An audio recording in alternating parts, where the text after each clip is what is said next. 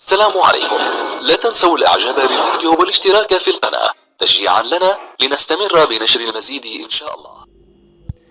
برقم مميز لمحمد صلاح، ليفربول يحقق فوزا غاليا على نيوكاسل بالدوري الإنجليزي. حقق فريق ليفربول فوزا غاليا على نظيره نيوكاسل يونايتد بهدفين نظيفين في المباراة التي جمعت بينهما مساء اليوم السبت على ملعب سانت جيمس بارك ضمن منافسة الجولة 24 من بطولة الدوري الإنجليزي الممتاز البريمير ليج. تقدم ليفربول بالهدف الأول مبكرا وتحديدا مع حلول الدقيقة 10 من بداية اللقاء عن طريق داروين نونيز عبر تسديدة صاروخية. وأضاف كوفي غاكبو الهدف الثاني لصالح ليفربول في الدقيقة 18 بعد تمريرة رائعة من النجم المصري محمد صلاح.